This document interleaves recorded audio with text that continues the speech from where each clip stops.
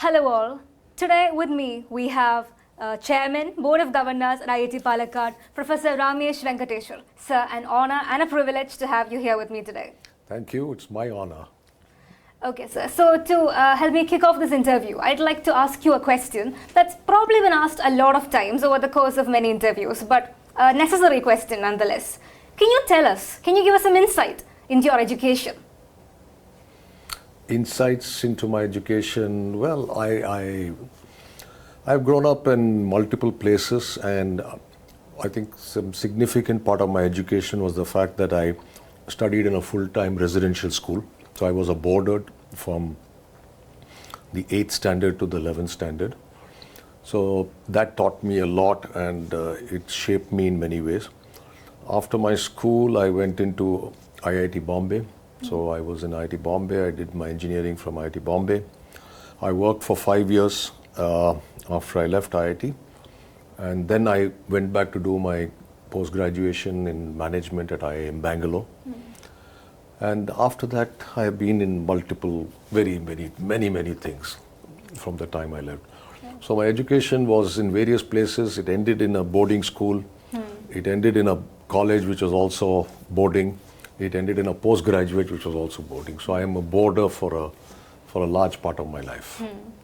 So your life has seen quite a large number of leaps. So, for example, from Lawrence School, Lovedale, Ooty, to IIT Bombay, that leap, how did you bring that about? Well, it wasn't a great change for me because I was used to a boarding school environment. So I was used to being in boarding. And therefore, when I went to IIT Bombay, it was just going into one more residential school of place. But the leap was the change was different in that two things. One is I think it was a much larger place. The number of students we had were much more, and so on. We were in college, of course. But I think the fun of IIT Bombay, at least in my first year and early years, was, again, I got opportunities to do many things. I studied, I played, and I think it was just so many different things you were doing at the same time, and meeting so many different people from different spheres. That was the excitement. Okay. So you did mechanical engineering at IIT Bombay, right? And then after that you shifted to management. So what exactly brought about that change? Oh, in those days we just went the way life went. There was no big thinking. Like many of you here, all of you want to just get into IIT, We never really wonder what I'm going to do after. So at lunch I was talking to some of your classmates, and 3 of them said, I'm studying for CAT. Oh. For doing it next year, I want to do CAT. So I asked them, why do you want to do CAT when you've already done into engineering? No, I want to do CAT. So a second year, third year student is planning for CAT next year. So that is the level of planning. So how did I get into management? Well, it's, again, I guess at IIT Bombay, when I went in for interviews, I had 4 or 5 jobs in hand. And in those days, we didn't have the internet, we had no telephones, we had nothing. So our knowledge also was very limited. We had no exposure to the world. And all the 5 companies or 4 companies, luckily, were all good companies, leading companies. And for some reason, I think I chose a company which was, I had to join the last. So I said, gives me a few more days of holidays, because I went. That happened to be Voltas, which was a big time company. And it so happened that took me not into manufacturing, but into sales. So I went into sales, and it was but of engineering equipment, very highly technical equipment, mining, construction equipment. So I spent 5 years there, and I was in the coal mines of Dhanbad and Jamshedpur and places like that. So, and then when I decided to do management, it was the fashion of those days early days. It was not a big thing. So today I'm surprised that this young student here said I'm preparing for CAT 2025, which means 12 months from today. In 1978, when I did the CAT, 77 December, I was in Dhanbad. I took the night train to Calcutta. I had my New Year's Eve dinner in the railway station. And next day I went and did my CAT and came back. And there was no preparation, there was no nothing. So when I finished management in 1980 from IIM, again we had not too many companies came to us. We had very few companies who came to us, especially in Bangalore, because we were very early batches of Bangalore. And one of the companies came and said, I'll take you. I said, very nice, thank you very much. You will take me, I'm happy. And that happened to be in sales and marketing. And from there one moved into general management. Okay. So it was like going with the flow. Largely, Okay. largely, yes. Do you ever regret the choice you made to shift to management? Never. It's not a regret. People have asked me this question, is there any regret you have? The truth is I don't have any regrets. At all? Not about management, but in general. I'm happy with what I did. And that's what I was telling one of our lunch again today. I said, don't worry about the future, enjoy the present. So I think I enjoyed the present every time. No major regrets. So what would you say to all these people who are like concerned about their future, like 10 years from now? I can say one thing with certainty. You have no idea what 10 years from now is going to look like. So don't worry about it. There is no way we are going to know. The only thing we know about 10 years from now is it's going to be very different from what it is today. And that's it. So I would think with my years of experience and age, I would think that what people of your generation and maybe a little older to you, you are spending too much time worrying about the future. And unfortunately, the future can give you no guarantees.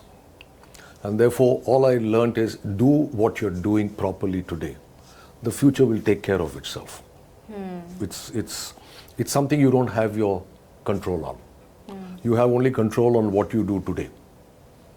But do that properly, do that with all your heart, and have a general idea of where you want to go. Have a general idea that, there's no point in saying I want to do music if I have zero talent in music, but I am very good at art.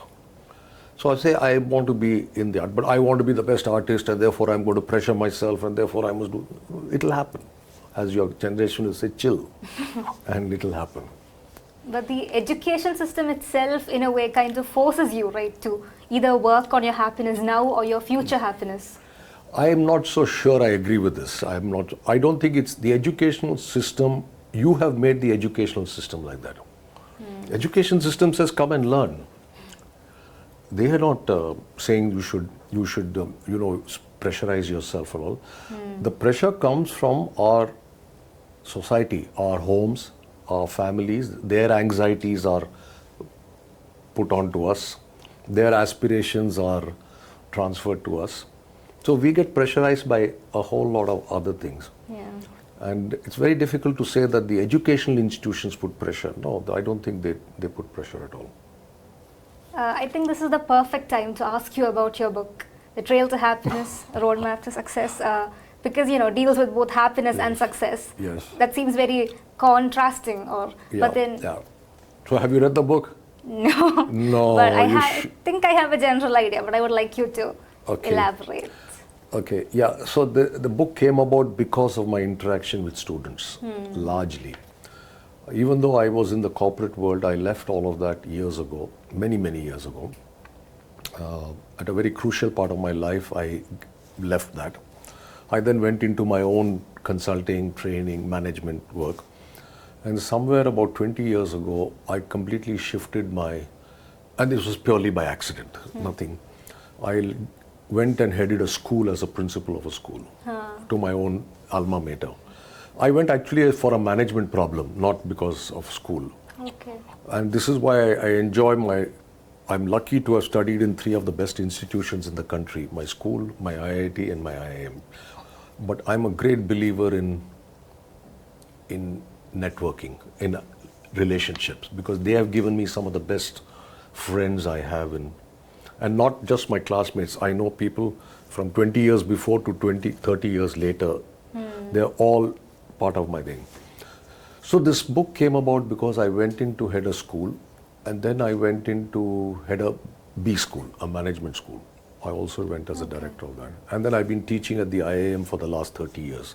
So I'm interacting with young people for almost 35 years. And I would always ask myself, as I tell my faculty colleagues, why should somebody come and sit in your class? It's not for knowledge, because knowledge I can get on the internet. I can get the best, I can go to edX, I can go to Coursera, I can get the professors from MIT, from Harvard, from Berkeley. And therefore, what is the difference you make with your physical presence in class? And so I started spending a lot of time on those issues. It's certainly not giving a formula or a framework or something like that. So then I started spending a lot of time talking to youngsters about what are we doing in life in general. Why are you in IIT? What are you trying to do in IIT?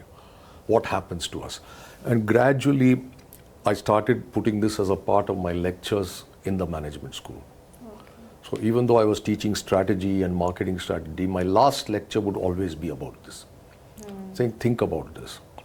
So in that, this whole thing started, saying, why am I, today you must be thrilled you're in IIT, or you were earlier, you wanted CBSE or whatever, each, from the day we are born, our parents want us to get into the best school, then you were looking for a grade, you got the grade, and then you want to get into a good college, you got the college, then you want to get good grades again. So what happens is, I realized that, and this pressure is much more for your generation than for ours, but I said, at the end of the day, what are we chasing?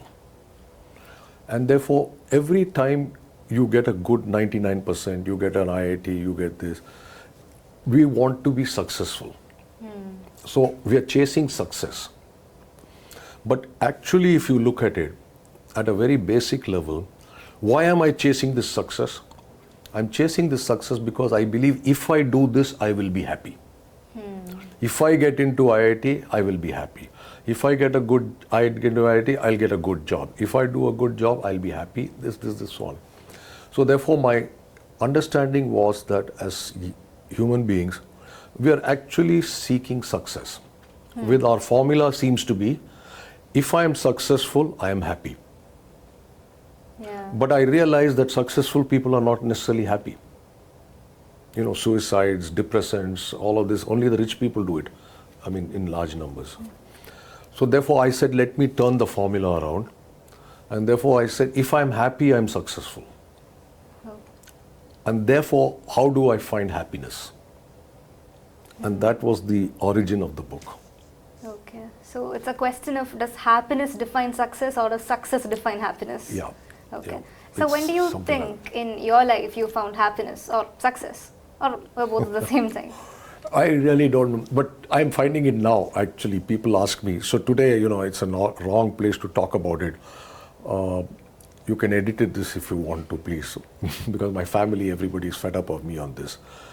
But I'm at a stage when, at any stage, one was reasonably content. But yeah, you're right. When did I find happiness? I'm probably finding it now. And the reason is quite simple. Because my second book's title I've got fairly clear. It's called In the Departure Lounge Awaiting Boarding Call. Second book, okay. About going. And I think this is my state of happiness, because I say, today I'm living for the present. I'm not worried about tomorrow. I've enjoyed myself. And people say, why are you talking about this? It's a very morbid subject. I said, no, actually, I've never been happier in my life. So I think it's a state of mind where, again, what I'm learning and how I can transfer this knowledge to young people like you is, we spend too much of our time chasing the future, which is not a bad, you need it. But in the chase for the future, we forget to enjoy the present. And I think that is the problem we have. So if I were to look at it, I would say, yes, have an ambition, have a goal, have those targets. But are you soaking in the experiences of the present? I think that's what I would say is my learning on, and today that's why I'm absolutely so comfortable with things. This brings to mind an interesting quote, like, life is about learning to dance in the rain, not waiting for the storm to be over. Yeah, there's so lovely statements like that, but this is one of them, absolutely. Okay. Absolutely. So you established Vishwas, Society for Mental Health, in 1991. So what actually motivated you to establish society in that year when there was still the stigma surrounding it? Absolutely. So again, this is another very important lesson I've learned, which I can again say. Most of the management books and everybody gives us this gyan, saying you must have a vision, you must have a passion, and you must follow that passion. Vishwas for me was an accident that became a passion, and not a passion that became a reality. So it's tough to understand that. So it's something, that's what I believe, that many times you can start something and then it can become your big goal. You don't have to have a big goal. You just start something randomly, and it happened. So this was in 1991. I had just left the corporate world. I had nothing to do really. To be honest with you, I didn't even know where my next meal was coming from. I really didn't have anything substantial. But a few friends got together, and a friend of mine was running a program to help people in emotional stress. And it was mainly for cancer. It was for patients of cancer and families of cancer patients. So we said we need to do some counseling, how to help them deal with trauma, stress, and so on. And since I had no work, I had no nothing, I said, let me attend this program. It was purely and the trainer was a very close friend of mine. I said, let me see what he says. But at the end of 15 days of program, few of us were very taken in by the concept. And then we set up this place and we said, why do we want to do cancer? Let's offer counseling help to people in emotional stress. So in 1991, Vishwas was born.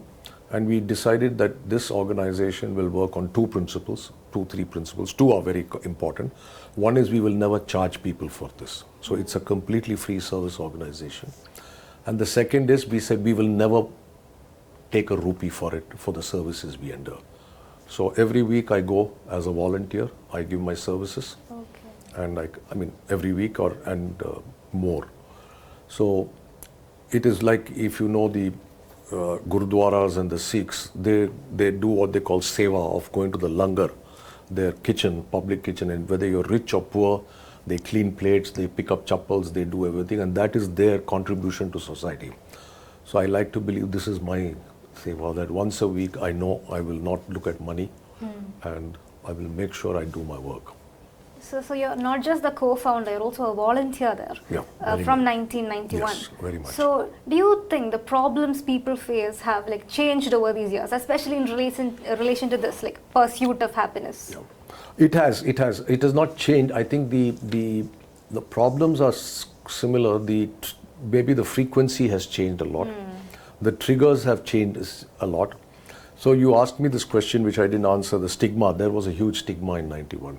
But today it's a very accepted thing. So yeah, in the early days, people found it awkward to come to a counseling center.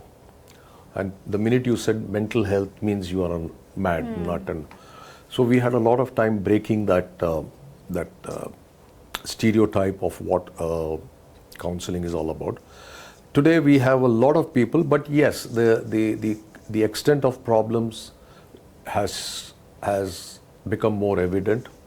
There are a lot of pressures on people, and therefore they come out as problems and so on and so forth. And the third important thing is the stigma to counseling has reduced. And therefore maybe if 1 out of 10 went to a counselor, today maybe 5 out of 10 go to a counselor. And to that extent it's helped. Why do you think mental health isn't given as much importance as physical health? Good question, and I think it's just because the traditional way of mental health means when he is mental, means he is mad.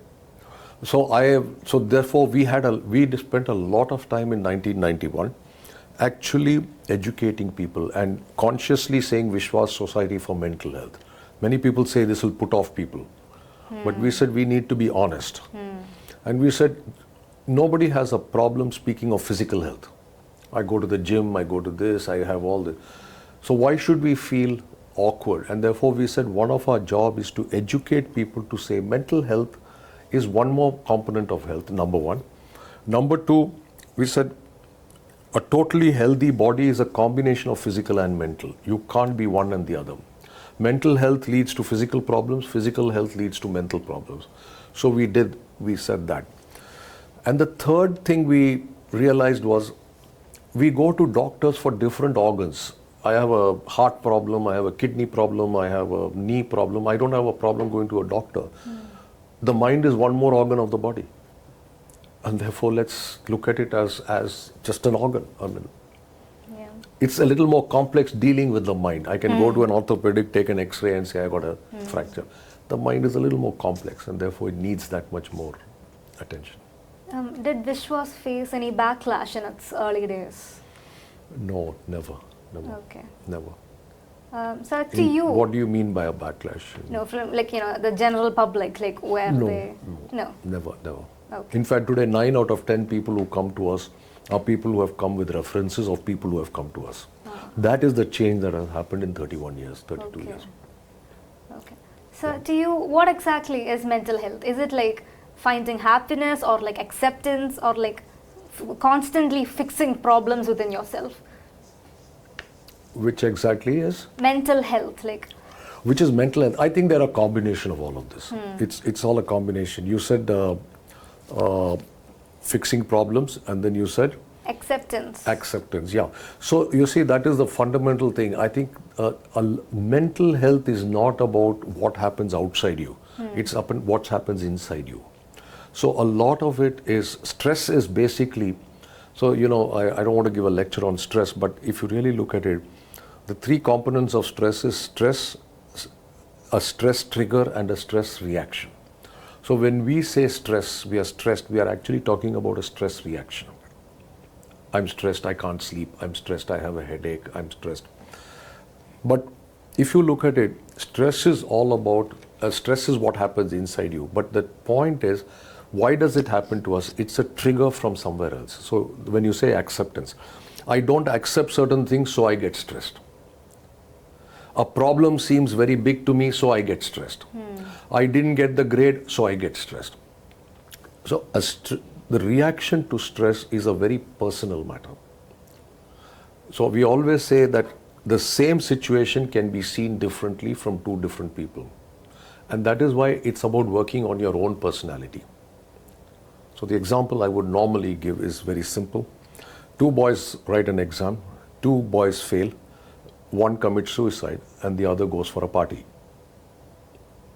So I always ask, what was the problem? What is it? I'm interviewing you now. What was the problem? The way they look at the world? Exactly. So the problem was not failure. The problem was your reaction to failure. Okay. So stress management is about managing yourself and not managing the outside world. Okay. So acceptance is, this is what it is. How do I deal with it? A problem itself, you say fixing problems. What is a problem for me is not a problem for you. Again, I have to fix myself. And that's where the stress thing... Is that what counseling is about? Absolutely. Okay. Absolutely. It's about trying to help a person see their world and understand and acknowledge that you are what you are today because of your past. I have been brought up like this and therefore I am like this. Okay. Some of it is productive, some of it is non-productive. The non-productive part is what results in all these issues. Yeah. So do you think your understanding of the way people's minds work, immediately looking at world in white and black and stuff, do you think that played a role in helping you write your book? The first part I didn't get. You said? Sir, how the way we look at the world, happiness, success, all of that. Did that, all your years at Vishwas, did that actually play a part? Okay, good question. Well, in a way, yes. I think there are 2 major parts that made me write the book, I told you. The first was because I started interacting with students a lot. And I started interacting closely with students at very young. I became a principal of my school, which means I was dealing with anywhere from 8 years to 18 years, co-educational and fully residential. So there were a lot of challenges just managing, in a family, even 2 kids is tough to manage for parents. And here I'm managing 750 kids with all these. So one was I got an opportunity to understand what are the challenges of growing up. as an individual. What are the challenges of growing up in a community? So all the boarding schools and anything, everywhere you have anti-ragging, anti-bullying, teasing. Then you come with your own baggage of whatever your experience is. So that was the first part.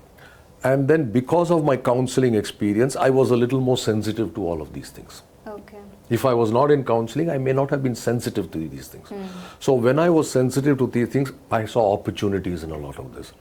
So my awareness happened because of Vishwas, and the opportunity came because of my environment and the assignments that I had. Yeah. So it was a good mix of the two. So you functioned as a headmaster of your school, right? So in an interview with the Economic Times in 2005, you mentioned that you actually wanted to create this like perfect circle in your career, like starting, ending where you began at your school. So after that, what actually motivated you to join as a chairman at IIT Palakkad? You've done a lot of homework, I see. I didn't know I had done any Economic Times. Okay, this is dangerous. No, so what happened is the chairman is not my job. The government of India appoints me as chairman. I have no role in. They've been good enough to give me a chairman's post. So I have actually, my path has been like in many ways, it's been like a stream which just flows. I'm very the opposite of what I teach in a class. Okay. In a management school, I will teach saying you must have a goal, you must have an objective, you must be clear about it, this. When I look at myself, I actually haven't had any of that. My last 30 years has been a complete mix of too many things. So, but I see what was common in that, which I will tell you if you ask me sometime, or it'll come if it comes up. So, I don't think I chose any path seriously. I got a call from my school saying, will you come over and take over? I'm not a school teacher. I have nothing to do with this. So that's why I'm not very religious, but I believe there's some supernatural power that takes you somewhere. And that's where it took me. I left the school and then I was saying, enough of all this. I'm going to teach in my thing. I got a call from a brilliant institution and they said, why don't you come as the director of this place? I said, no, I don't want to come. He says, no, why don't you just try it? So I stayed 4 years for that. So I've just been lucky, let me put it that way. Or I made the best of it. I've got excellent opportunities, openings which I would never have dreamt of. And then one day I'm given a thing saying, will you become the chairman of IIT? I said, I mean, this cannot be happening to me. I thought it was a crank call. I said, no, somebody asked me, will you, it came in a mail. I said, no, this must be a crank, one of those scams. Luckily, they didn't ask me to click a link. Then I would have had a problem. But I got a chairman's job, so it's a dream. I mean, it wasn't even a dream, let me put it that way. So as chairman of IIT Palakkad, what exactly are your responsibilities? Good question. See, any chairman of a board is responsible for general governance and direction for the operating team, which is headed by the director and his or her team. So our job of any board of directors is to ensure governance and help in general long-term strategic direction, long-term policies, and support the operating team in areas where they need the support of experienced people, the board members. But largely, I would think it's to make sure that we are on the right path. Okay. Give a helping hand to the operating people, the director and his team, to make it easier for them to run a good organization. Sir, do you think the management needs to be more involved with the managed? Anytime, I think there is always a need to be sure that both parties need to engage. Absolutely, yeah. How much of management and how much of but in our IIT, I was just talking to your student affairs secretary. who is the managed and who is the management in this place?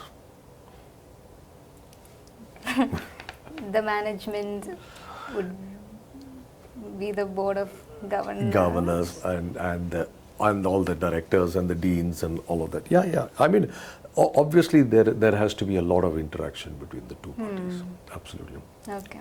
Has managing IIT Palakkad been different from your previous management? Oh yes, definitely it has. It has, because here I am not in an operating role. I am in a board role. So it's been very different in that respect. Obviously, I don't have operating responsibility of making sure that the CAT exam is done, the interviews are done, the jobs are coming, the research papers are being done. So operating issues I don't have. But on the other side, it's been a very different experience for me for one simple reason. One is to be the chairman of an IIT, which is a huge thing, any IIT. But more importantly is the fact that this is a greenfield project. So the excitement of starting something new is very different from running something which was already there. The two other institutions I had, the school is 170 years old. Okay. So it's a huge running ship. And therefore, it's different. And the second one, institution, was about 30 years old, very well established. So there my job was about maintaining, it's like, a running ship which is just, I have to maintain it. Today, it's about a boat taking off. Or if I gave you another analogy, this is like bringing up a kid in the first 5 to 7 years of its life. That was like a teenager to an older, there's not much you need to do because most of it has been done. Just make sure that you can help them move on in life properly. Whereas here I can mold character, mold personality, mold the individual. So this should have come up earlier, but can you just take us through like a quick walk through your management career? A quick walk, yeah. Okay, I told you I was in, I left college from IIT Bombay and I joined this company called Voltas. And that was a leading blue chip company of, if you've heard of Voltas air conditioners they had a lot of divisions. I was in the mining and earth moving division. I was selling and marketing and in coal mines and iron ore mines and all that. After my IIM, I joined a company called Metal Box. We were the largest packaging company in the world. So any box you saw anywhere in the country, 8 out of 10 would have been given by us. So I was in that business. Then again in 1984, I was very lucky. I got a break into a completely different line. And in 84, what was happening was the first of the Japanese motorcycles came into the country, Suzuki. And for some reason, again, I don't know, just like why I'm the chairman, for some reason, I don't know why the managing director chose me for the company, because I didn't think I had the background. So I was head of marketing of a new company. There again, it was a completely new company. We set up all of that. So every motorcycle you see in the road today, I had a role to play in the first motorcycle coming. So every day I walk out on the streets, I feel thrilled saying I had something to do with this. Just like earlier, every box I saw on a shop, I said, we must have made this. And then in 1990, when I was very young, I left the corporate world and I said, no, I don't think I want to spend time here. And I came out onto my own into management consulting. And I did that. Then in 2005, out of the blue, I got this call from my school. And they were going through a rough time. They wanted somebody to revamp the school. And they said, will you join? And I went there. Okay, sir. So as chairman of IIT Palakkad, what would you say is like your biggest accomplishment here? Good question. I think it's too early for me to say what is my biggest accomplishment. I don't know, because in the early stages, you're running with the flow of things.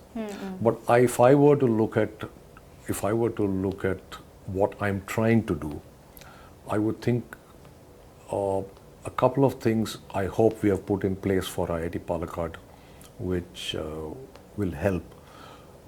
One is I was very lucky and fortunate to get what I would call the advisory council of the IIT Palakkad, a group of people who are very, very high-powered executives in the corporate world in India and in the academic world. So we've got them as advisors for IIT Palakkad, and we meet every 6 months or so. So I think they have been a huge resource for IIT. And in the process, I think what we did, and I would think this is, I can say fairly clearly that not many people have it. We set up our vision, mission statement, but more than that, we created a dashboard of how we will measure ourselves every year. Okay. So we have a very detailed dashboard for IIT Palakkad saying, how do I know whether I'm improving year after year? What should I be doing? Whether it's students, whether it's faculty, whether it's research, whether it's this, whether it's society. And we've created a dashboard, and I hope this will be alive after I leave this place. It should go on. The second one we are doing right now with a group of people, I don't know if you've heard of this, is this Clean Campus group. We are setting up a group. And this has come to me because I go around and travel and I see India has become a place where we have become completely insensitive to our surroundings. We have dirt, we have filth, we have people throwing paper around. I see your parking cycles are thrown out all over the place. And when I go to other countries and I see that everything is so orderly. And for me, my objective is every IIT Palakkadian is not about a better engineer, it's just a better citizen. Engineer is a minimum. Anybody who comes in here will go out as an engineer, but not everybody will come out as a good human being. So that is my objective. Okay. And I said that's the difference I want to make, because research papers, patents, all of that will happen. But all the other IITs will also do it. And I'm always ask myself, what is going to be the difference between an IIT Palakkad student and a non. So I've been telling all the people, I said, we will not compare ourselves with other IITs. We will compare ourselves with the best in the world. And that is our gold standard. I've started that process. I may not see the end of it, but I hope it will continue. So how much progress do you think IIT Palakkad has made in the last 4 years? Oh, I think IIT Palakkad has been doing pretty good, given the fact that it's a very new institute. Remember that any new institute has huge number of challenges. You don't have the resources. You don't have resources, first of all, physical. You're in the first year, so you're very lucky you're moving into a new campus. The first 6 years would have been in temporary campuses, so we are very lucky. But having said that, a new campus also has its own challenges. There are a lot of startup problems. There will be, I'm sure there are many things which are not functioning as well as it should be. But I think the big task has happened is that we got our new campus last year, and it's going, number one. Second is the challenge of running a new institute is you always need a critical mass of resources to run it. So building up a faculty strength has been an important thing, To run, you need 5 departments. You have 25 subs. So you need a minimum of X number of faculty. And getting good faculty to a new institute will always be a challenge. People will prefer to go to a legacy institute. So I think we have been very lucky and fortunate to get good young faculty over here. So at a strength of about 125 or 130 for about 1,300 students is good. So when I look at their qualifications, when I look at their background, when I look at every month, somebody's winning an award here, somebody's paper has been accepted there, some patents have been filed, some this thing is happening. All of this is doing well. And thirdly, I think the industry is getting more aware of us in terms of employment or internships and so on and so forth. So I hope we are on the right path. So this is the progress that we've made so far. But as chairman, you would have seen the good, the bad and the ugly. So what do you think, some changes that IIT Palakkad still has to go through? I see, it's again, it's a very tough question to answer, because I'm not saying the changes. When you say change, you're assuming that something is not all right and therefore it should be different. As opposed to the word I would say is what is the path that IIT Palakkad will move. So again, I'll give you the characteristic of a young baby. A 5-year-old, how bad can a 5-year-old kid be? Okay. Can't be bad. It's only at 20 you realize the problems. So at this stage, there's nothing substantially changed that required. I think what I am worrying, you asked me this question and I'm saying this again now. My focus as chairman would be, can I build a character of an IIT Palakkad student which stands out as a great human being, a citizen, sensitive, intelligent, and everything else. Knowledge, I'm not worried about. That's a minimum. So, have any measures been put into place to actually, bring about this particular, to enforce this motto, if you will, that makes IIT Palakkad different from other IITs, to make better human beings out of us? Yeah, it's a tough one. So that's what we are trying to do. I told you two things. One is our dashboard will have some of these metrics. Our dashboard will have some of these metrics. But they will be more discrete, tangible metrics, that you can't help it.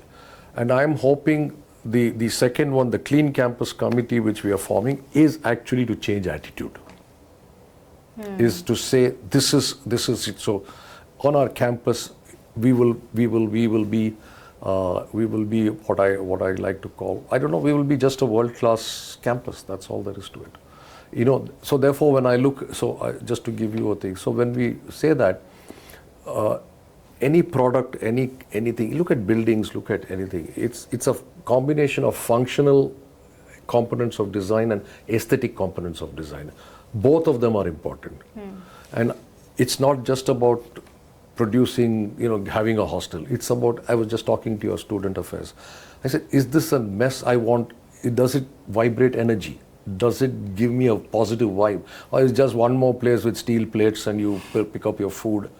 You can make it like a Disney World. I mean, I'm exaggerating. You can make it like a somewhere where it's something I look forward to. Okay. Yeah, something with personality. Yeah, personality. I think that's a great word. So I am saying that, character does it have character? So I said, does my campus have character? When I walk in, whether there's a sense of aesthetics to the plant, to the tree, to the board, to the name board. Yeah. That is what I would think makes sense. So it's not about white buildings and steel plates. It's about letting people express themselves better. Yeah. Okay. Sir, a few questions that aren't very relevant perhaps, but still important, I think. Who would you say is your role model in life? I've always seen these questions. I've always wondered who will I answer. I don't know if I have a single role model, to be honest with you. So many people make an impact on you. Yeah. And no human being is perfect. So if I were to look at, I don't like to answer this question because I've learned so much by looking at so many people. It could be a small person, my junior, or somebody who helped me somewhere, to one of the standard books that you read about all these great personalities. Each one has impacted me. So I think rather than my answering who is my role model, I would prefer to say that I think I've been fortunate to imbibe and look at a large number of people and see what is it about them that made a difference to me. And then I said, can I be that part of it? Can I imbibe that little part of it? So if it is from counseling, I would do. So where does my whole thing on design and all comes? It comes to me because I'm an Apple fan. I own every Apple product that's available. And his life and Steve Jobs, and I spent a lot of, and for me culturally, he was the ultimate thing of attention to detail, perfection. So for me, anything out of place in the campus, anywhere in my house, anything means it's jarring. In the same way, I'll say about honesty, about something else, about empathy. I say, this guy was ultimate of this. I've learned this. Let me try this. So, what's your favorite book?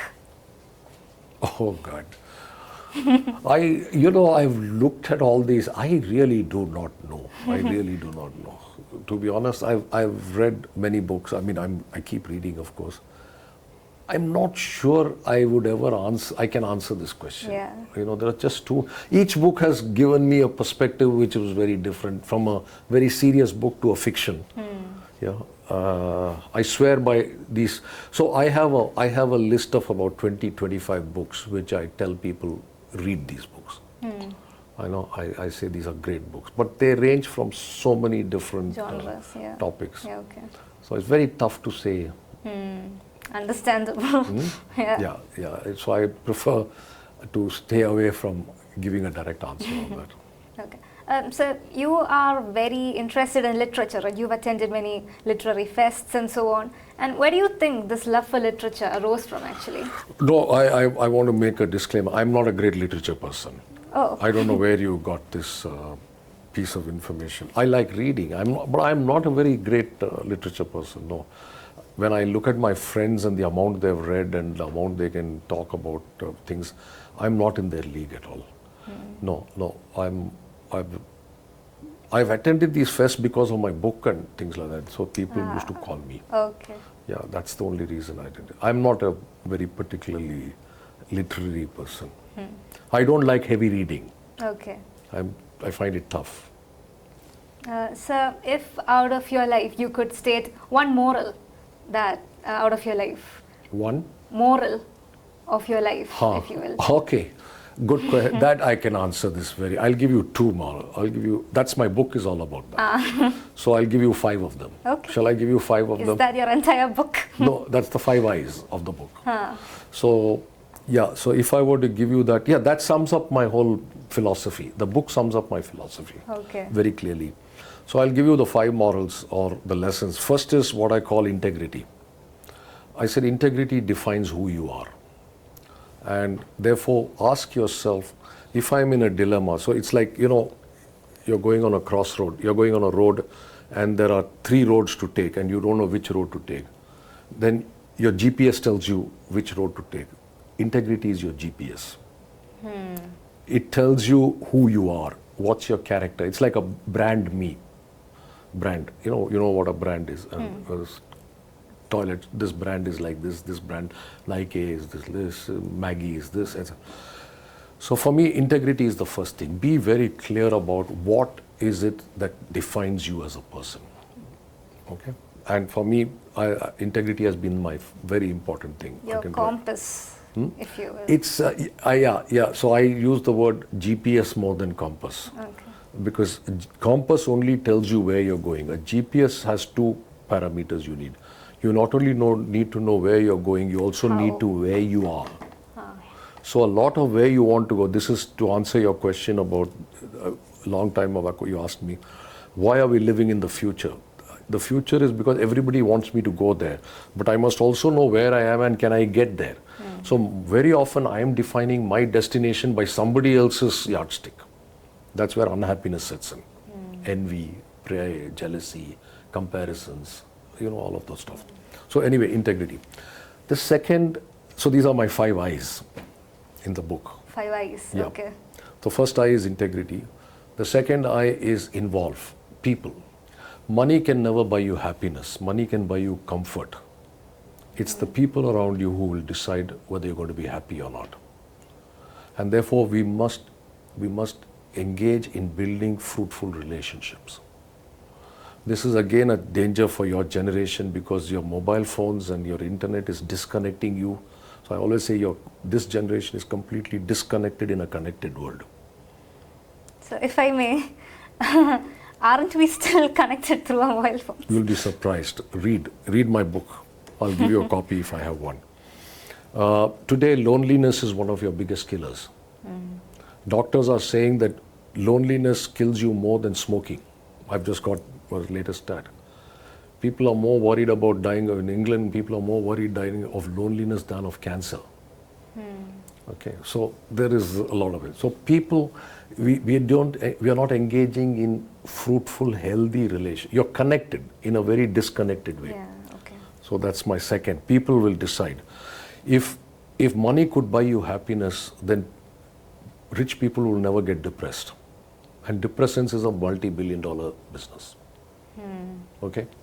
So my second part of the lesson is interact. The third, which is also very important and this is my common, I told you I've gone all over the place. So I asked myself, what is common about all this? Do I have any vision at all? I've asked myself this question. I said, I've gone all over the place randomly. Then I knew what was common in that. And the third I for me is put your heart into what you do. I involve. Never go to a place where your heart is not in it. So people have asked me, why don't you did this, why don't you come here? I said, I can't. He says, why? This is a better place than that. I said, yeah, but my heart was there. My heart is not here. And therefore money is not what I'm going for. If my heart is not in it, no money can make me happy. So the third I is put your heart into what you do, you will enjoy it. So many of us come into IITs and think because everybody wants us to be there. Then you realize I'm really not in it. It's no fun. It's not great for me or anything. Sometime we have to make that call. Otherwise you will just lead a life of, flowing and stress. And then vishwas comes into play. People come to us. The fourth I is again important for you is imbibe, learning. And for you it's even more important because you're living in a world of change. And every day is different from the previous one. So you asked me this first, said about the future. One thing one can say about the future as far as people like you are concerned is, one is, it's not going to be like what it is today. The second, even more important thing is, it's unlikely that what you know today is going to be useful tomorrow. Yeah. You see that? And therefore, learning becomes very important. And what happens with growing old is the older we grow, our humility goes. For learning, you have to be open. You have to be open-minded, humble enough to say, I don't know. And the older we go, the older we start believing we know. So learning. And the last 5 is impact. What change have I made to the people around me? Have I created an impact in society? So vishwas for me is that change I've made. For me, the role model for there was the Sikh in a Gurudwara. And I said he could be a billionaire, he could be a general in the army, but he removes everything and takes off and takes somebody's chappals and puts it on the shoe rack. He goes and cleans the dirty dishes. For me, that was humility. And I said, this is what services. So I said, I will do this. So these are my 5 I's. And this is my lesson on. So would you ever enforce this philosophy on someone? Or do you think everyone needs to find their own? Absolutely. You have to find your own. I can't enforce it. But that's why I say, my book is not the happiness trail guide to making money. It's not it's whether you want to be the greatest painter or the greatest sweeper or the greatest writer or the greatest mother or father. These 5 I's cannot take away from being happy. If I'm honest to myself, if I'm with people, if I put my heart into what I do, if I'm open to learning, and if I like to make a change. So for me, this is a universal formula. I don't say do yoga, I don't say go for a walk, none of all. You do whatever you want. You do, but if you do that, put your heart into it. Okay. So I don't for a moment suggest diet. It's not what you should do. Yeah. I said these are the things that can help you be at peace with yourself. Okay. Thank you so much, sir, for all your valuable inputs and your philosophy. It's very inspiring, actually. So thank you so much for all of that. Thank you for joining me today. My pleasure. My pleasure. And it's been great fun. Okay. Thank you.